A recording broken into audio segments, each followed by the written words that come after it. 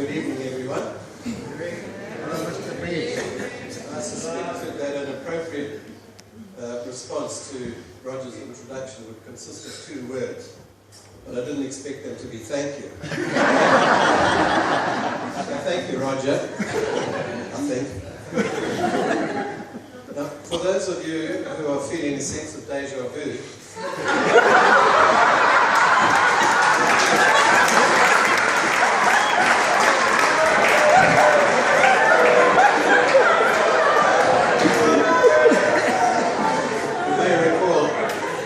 last time that we were gathered on an occasion like this, I mentioned that we decided at the last minute to move the wedding venue away from the tennis courts of bride-girl, because we thought it would be too stressful for our guests to be sitting on a tennis court with the bride and groom at match point, waiting for the minister's service. Just to update you on that one, the minister delivered his service. There was a double fault.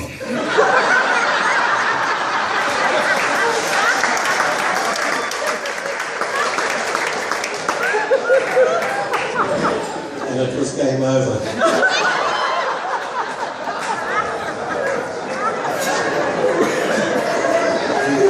We're now starting a new match at Love. Anyway, having got that out of the way, I'd like to welcome you all here tonight, particularly those people who have had to travel a long way to be here, which is pretty much all of us.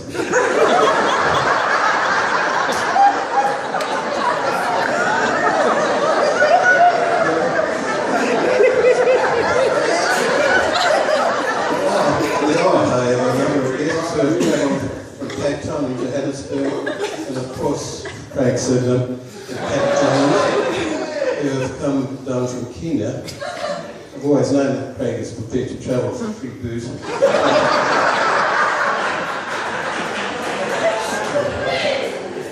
Last but not least, I want to say a special thank you to my sister Kuku and her husband John, who've come all the way from the United States to be here.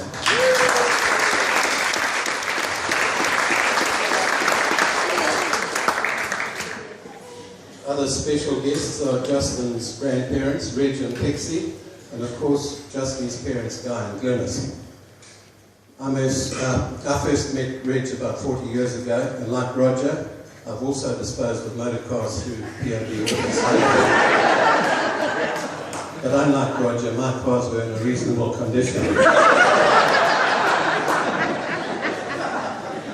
Whilst I only met Guy about a year ago, we were able to establish that Glynis and I had worked together for the same legal firm about 35 years ago.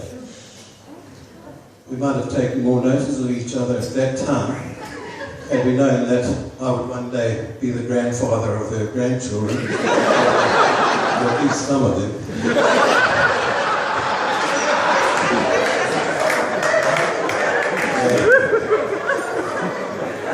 Pixie Driemeyer is not the only Pixie here tonight. The other one being my sister, Pixie van Heerden, who's here with her husband Libby and the rest of the van Heerden family. One of the reasons for my having mentioned the van Heerden family is that I'd like James Wardgall to take a good look at Colin van Heerden and then take a good look at me. I say this because when it's late at night, he tends to get the two of us mixed up.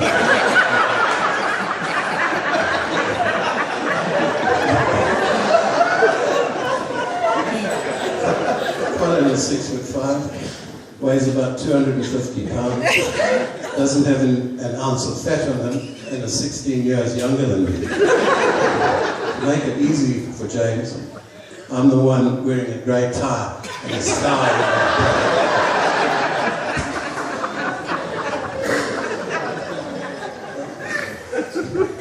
I'd also like to mention my old friend Stan Kaminsky, who turned 70 at midnight tonight.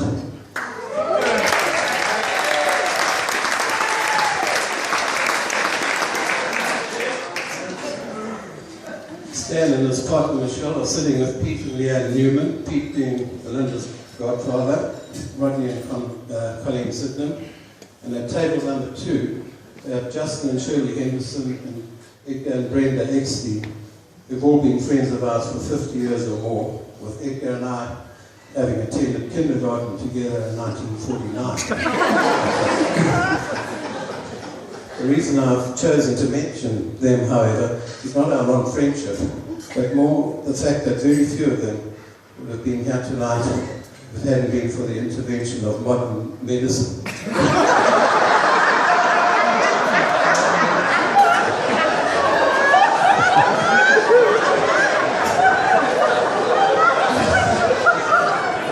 Between them, they've had 3 heart valve replacements,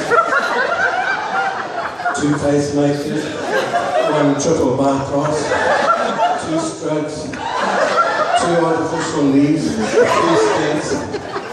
And when I join them after the speech, you'll be able to add a case of high blood pressure, type 2 diabetes, pulled groin muscle, and generalized itching.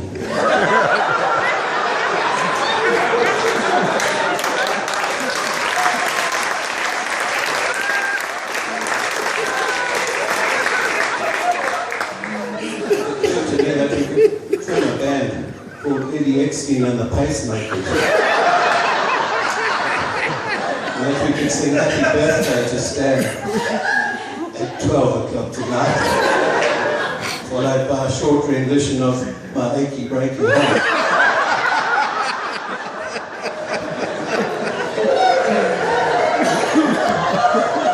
Doctors Russell Kirkby and Ian Haynes are fortunately here to help us make it through the night.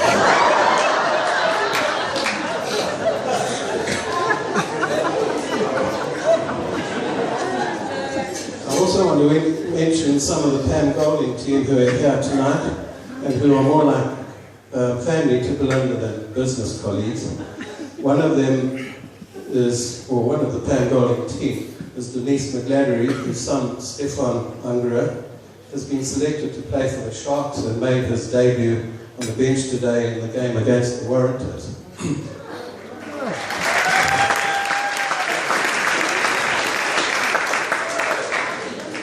Denise was torn between watching her son's debut and attending Belinda's wedding, and she told Belinda that she would base her decision on whether her son was likely to play more games for the Sharks than Belinda was likely to have weddings.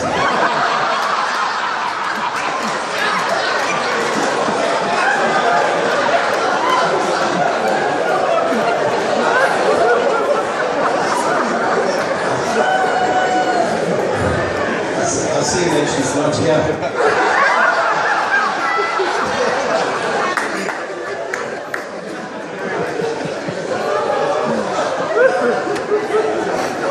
Lastly, I'd like to say how nice it is to have some really old Maritzburg families represented here, such as the McDonalds, the McGladderys and others. My main function tonight, believe it or not, is to propose a toast to the bride and groom and to tell you a little bit about them.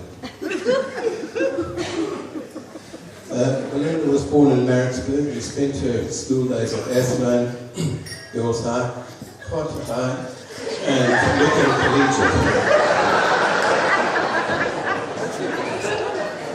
I'm not sure why she missed out on St. John.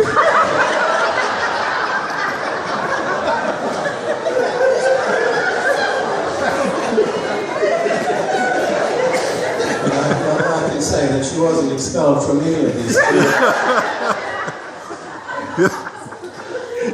By the time she left Wickham Collegiate, I was on first name terms with the headmistress.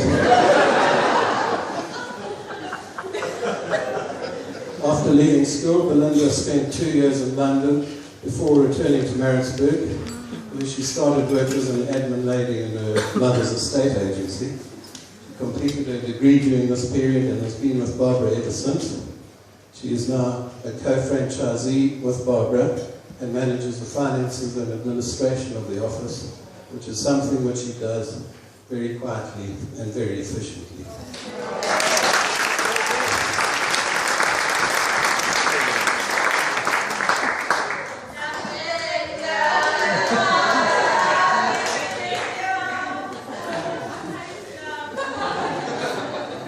On the social front, Belinda has always been very active. To the extent that she celebrates her birthday 4 or 5 times a year. And was always looking for an excuse to celebrate anything else which may have happened. It's comforting for me to know that when I die, the catering arrangements for my wake will have been organised well in advance, if not before the final prognosis.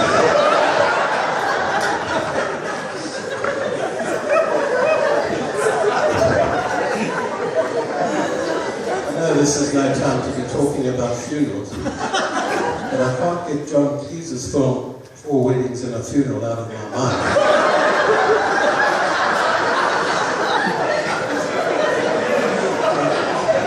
Has now had 4 weddings, and as the oldest member of the family, and in the light of the elements which I mentioned earlier, I can't help feeling that I've now moved into a fairly high-risk category.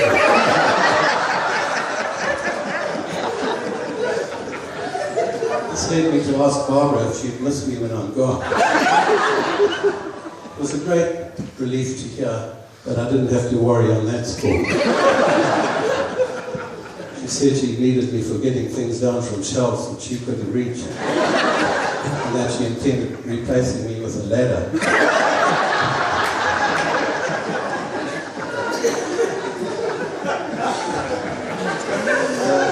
I have in the past recounted many stories about Belinda when she was growing up, one of which was her dissatisfaction with the standard of Pete Newman's hide-and-seek game.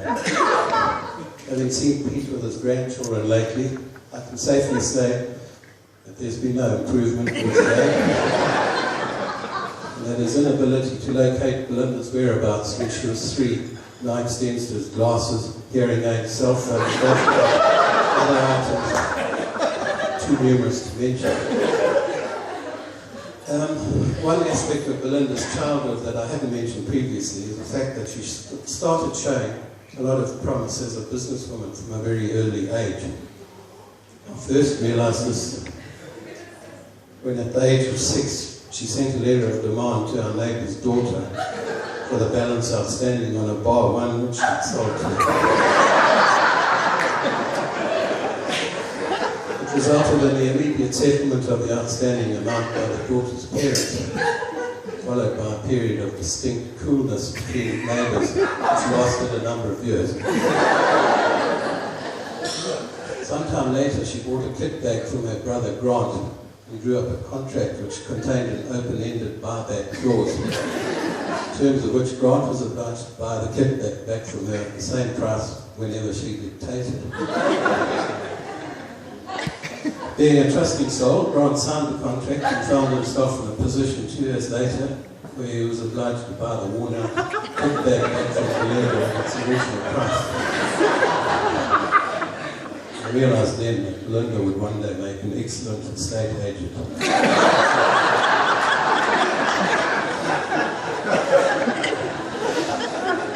When it comes to Justin,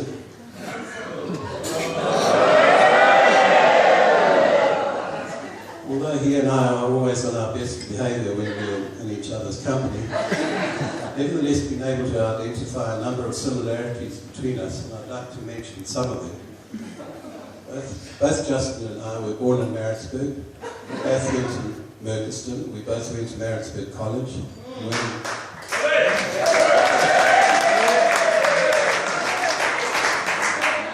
When we left school, we both ended up working for our fathers. We are both well-mannered, polite, quiet, responsible, and yet humble people.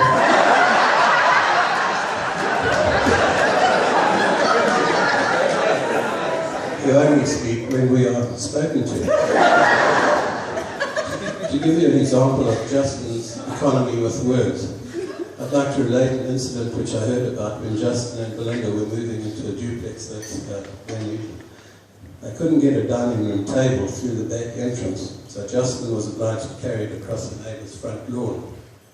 As he crossed the lawn, the neighbour shouted out, "What do you think you're doing?" Justin replied, "I'm carrying this dining room table." She shouted, "I can see that."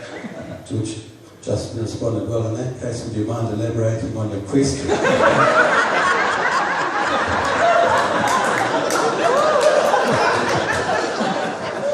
can only think that if Justin had been a witness in the Oscar Pistorius trial, he would have reduced Barry Root to tears. In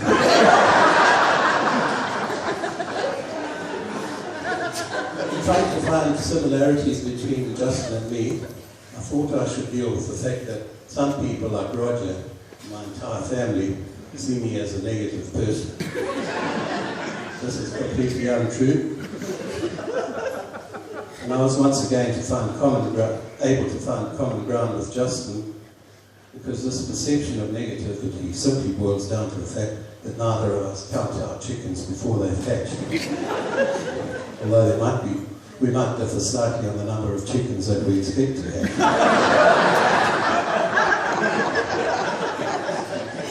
As an example of my positive attitude, I can tell you that when Justin asked me to join him for a drink at Country Club a few months ago, and it turned out that he wanted to ask me for Belinda's hand in marriage, I had to restrain myself from giving him a tentative high five.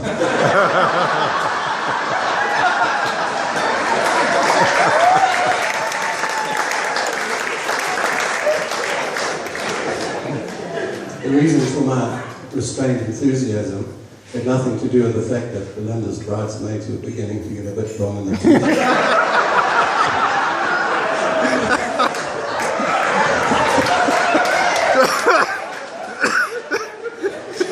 It more to do with the fact that I'd come to know Justin as a likeable, reliable man who would make an ideal husband for Belinda. And I had no hesitation in giving him my blessing. As an aside, I should mention that when Justin asked me for Belinda's hand in marriage, it was a Tuesday evening, and the person who had been sitting next to us at the pub asked me what it was all about. Because he didn't know Belinda or Justin, I told him. He then mentioned it to a golfing friend of mine on Wednesday, who immediately phoned Belinda to congratulate her. So when Justin proposed it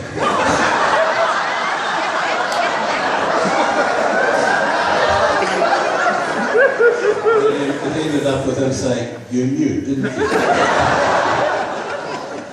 Now, I'm not the sort of person who would rat on a golfing friend of mine, so just all I can say is, it was Jeff Derrick who said it.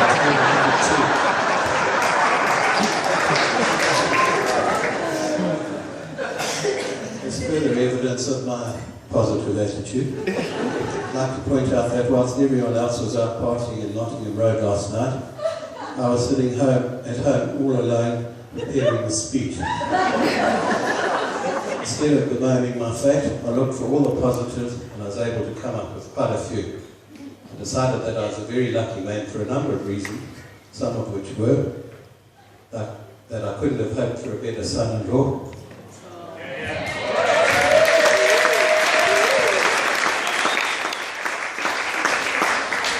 That Belinda couldn't have hoped for better parents-in-law.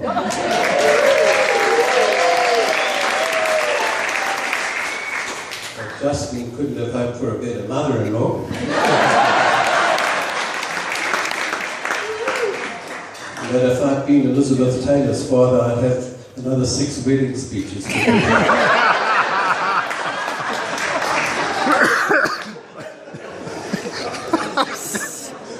Having established that Justin and I are very similar, it occurred to me that Belinda is just like her mother. They were both born in Maritzburg. They're both the same height, they wear the same size shoes, they had the same hairstyles until today, they had the same job, and they both married well-mannered, polite, quiet.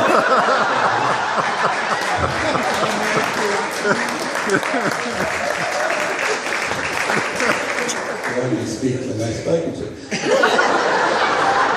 I then thought that since Barbara and I have been married for 46 years, I might be able to give Justin a few tips and things that I've learned during our marriage. Unfortunately, after thinking for a couple of hours, I came up empty. And I realized that after 46 years, I haven't learned anything. mentioned this to Barbara, I think I heard her say, well, of course, dear. You only learn by your mistakes. I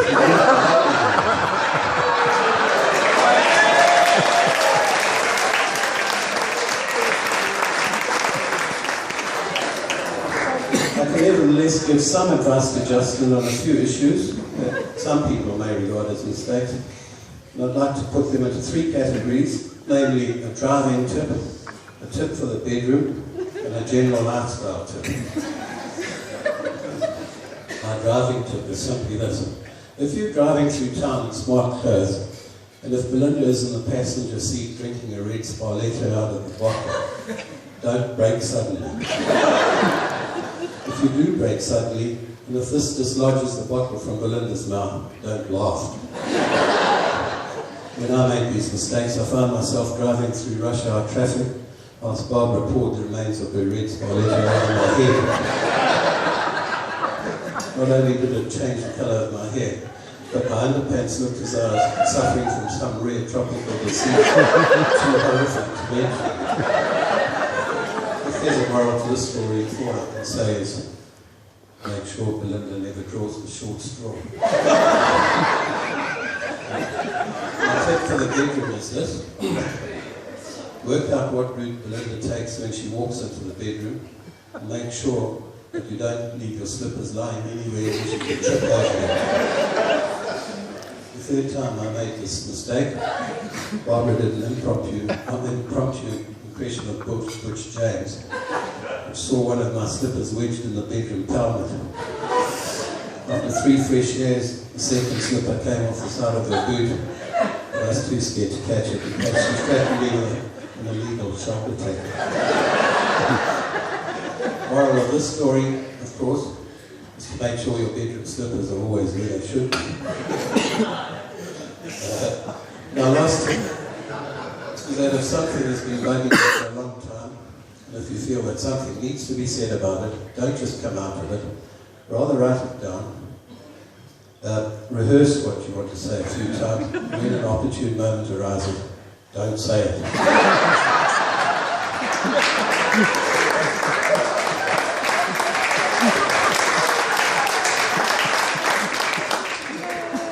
The reason for this is that you're always wrong, and there's no need to find out why.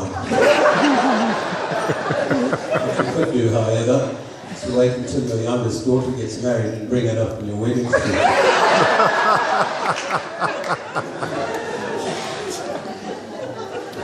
On a more serious note, Justin, I'd like you to know that Bob and I, Carol and Philip and Sarah and Grant, are all delighted to welcome you into our family. We all believe that you and Belinda are a perfectly matched couple. I think that Belinda looks stunning in her wedding dress, and that the two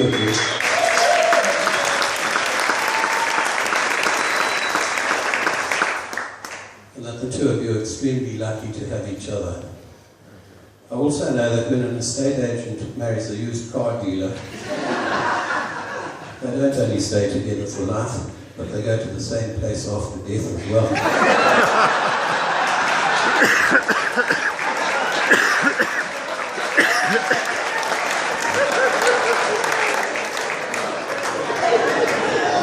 So this is going to be the start of a very long and ultimately steamy relationship. Without any further ado, I'd like to ask all our guests to rise and read the toast.